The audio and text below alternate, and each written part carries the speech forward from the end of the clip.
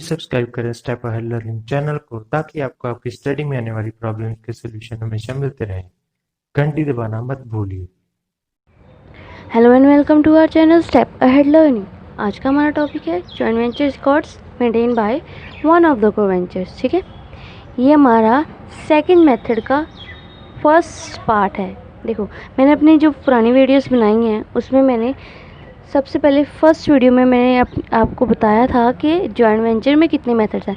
दो मेथड्स हैं, separate set of books और not separate set of books.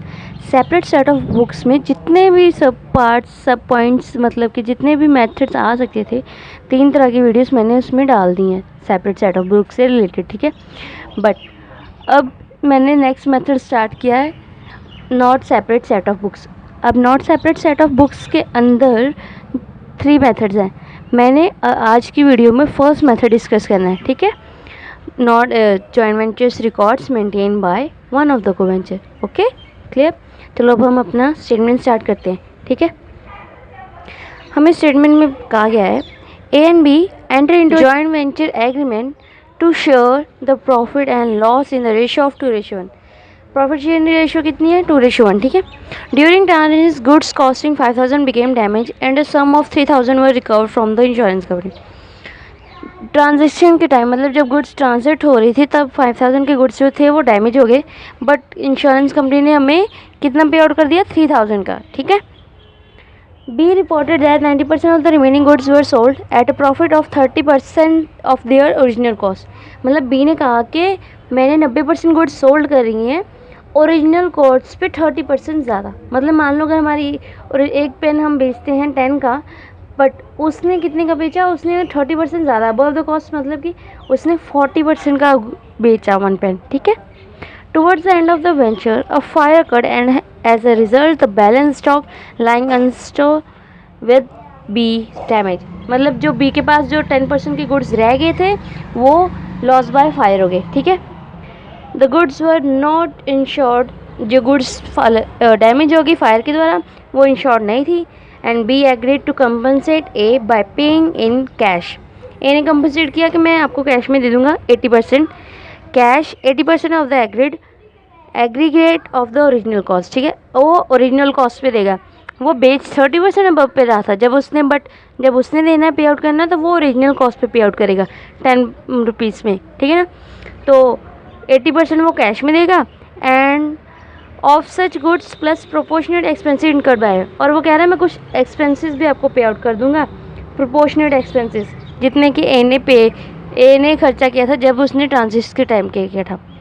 ठीक है, apart from the joint venture share of profit, B was also entitled under the agreement to a commission of 5% of net profit of joint venture after charging such commission. ठीक है ना, B जो है वो भी joint venture का part है। उसने कहा कि मैं 5% कमीशन लूँगा आफ्टर चार्जिंग। ये आफ्टर चार्जिंग वाला केस है जिसमें 100 प्लस जितने उन्होंने कमीशन रेट दिया होता है वो करते हैं। ठीक है, उसके बाद selling expenses incurred by B total 1,000। B ने कितना खर्चा किया?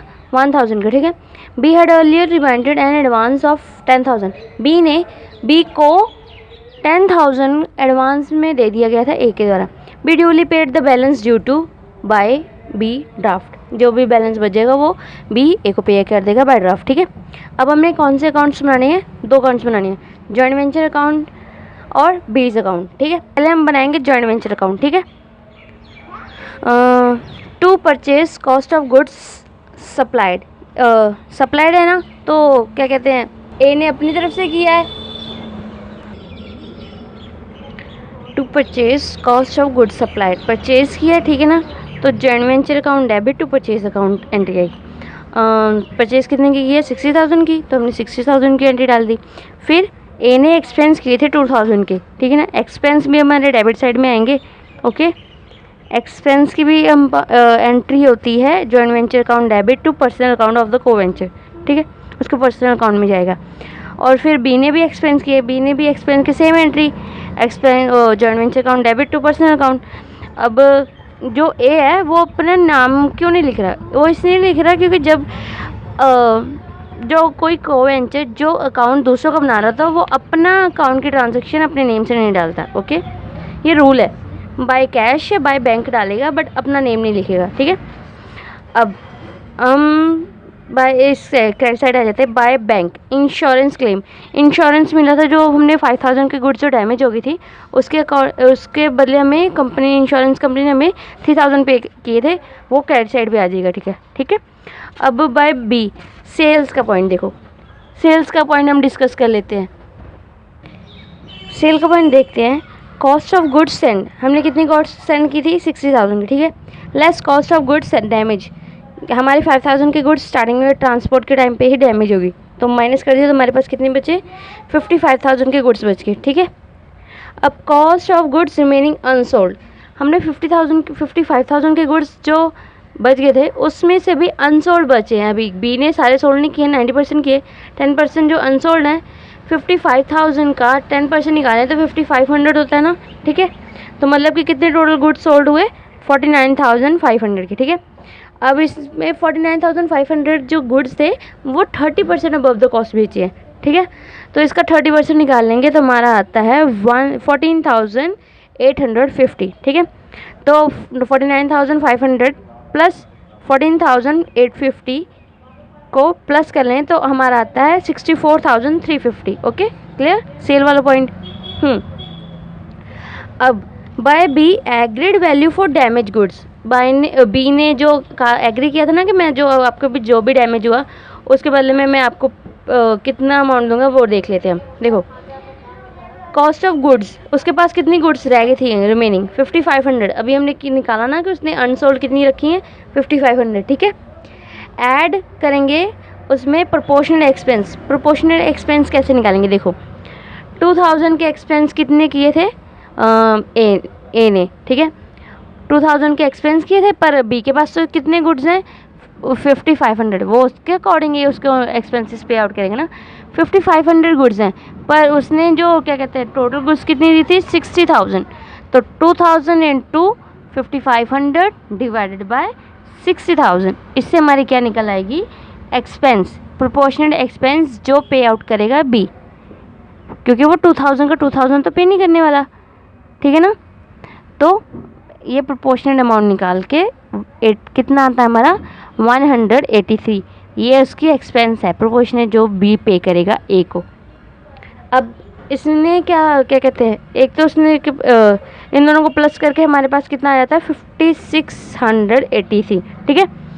अब लेस करेंगे 20% reduction amount of claim, B ने कहा मैं सिर्फ 80% दूंगा कैश में, बाकी पैसा नहीं देगा वो, मतलब वो हमें 20% कम दे रहा है ना, तो उसको भी टोटल करेंगे। देखो 20% कितने पे कम दे रहा है, हमारे पास 5500 की गुड्स थी, प्लस हमने ऐड किया हमारा एक्सपेंस, तो हमारे आए 5683, इसमें से लेस कर लेंगे 20%, क्योंकि वो 20% लेस पे दे रहे हैं ना, हमारा लेस करने पे आता है 1137, ठीक है।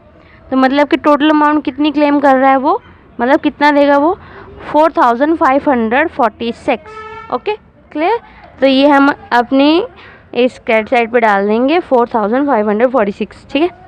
अब हम कमीशन वाला पॉइंट देखते हैं। देखो क्रेडिट साइड से हमने ये डेबिट वाली साइड माइनस की, तो हमारा आता है 8896, ठीक है।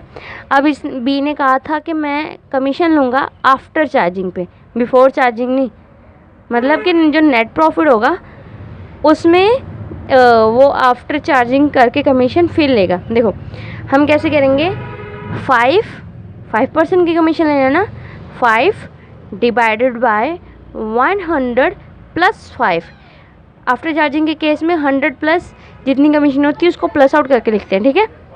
तो 5 1 5 और 5 21 आता है 105, ओके। तो हमारी रेशियो बन गई 1 रेशियो डिवाइड बाय 21, ठीक है। तो अब हम इसको 8896 को 21 से डिवाइड करेंगे, तो हमारी क्या कहते हैं कमीशन आ जाती है 424, ठीक है। अब कमीशन भी आ गई, तो अब हमारे पास टोटल कितना बच गया, जो भी जितना भी प्रॉफिट हमारा बच गया ना, वो देखो एक है। अभी इसमें इन्होंने जो प्रॉफिट डिस्ट्रीब्यूट किया, देखा इन्होंने ए का अकाउंट नहीं लिखा, इन्होंने लिखा PNL अकाउंट, ठीक है। तो एक के अकाउंट उन्होंने अपना नेम नहीं लिखा, पीएनएल अकाउंट लिखा है उसको 5648 बच गए, जो कमीशन देने के बाद जो रेशो बच गई ना वो इन दोनों में डिस्ट्रीब्यूट किया है, ठीक है। कितनी रेशो में? 2:1 में। तो अब बी को कितना मिला? 2824, ठीक है। ये हमारा कंप्लीट हो गया जॉइंट वेंचर अकाउंट, ओके। अब हम बनाएंगे बी का अकाउंट, ठीक है। कैसे साइड दे लेंगे हम? By bank advance 10,000, by joint venture expenses डाले हैं 1,000 के, वो उसको कमीशन मिली है वो डाल देंगे 424 के, और उसका प्रॉफिट डालेंगे, ठीक है। अब उसने जो जॉइंट वेंचर में क्रेडिट वाली साइड किया वो उसके अकाउंट में डेबिट वाली साइड आ जाएगी। उसने सेल्स किए 64,350 के, वो डाल देंगे, और जो उसने एक्सपेंस मतलब उसने जो पे आउट करना है वो इधर डाल देंगे 4,546, ठीक है। अब हम डेबिट वाली साइड से क्रेडिट वाली साइड माइनस करेंगे तो हमारी डेबिट वाली साइड ज़्यादा है, क्रेडिट वाली साइड कम है, तो हमारा क्या आ जाएगा? By bank balance receive, okay. हमारा बीज अकाउंट कंप्लीट। एट लास्ट, अगर किसी को भी कोई भी प्रॉब्लम है तो प्लीज़ कमेंट कीजिए। Thank you.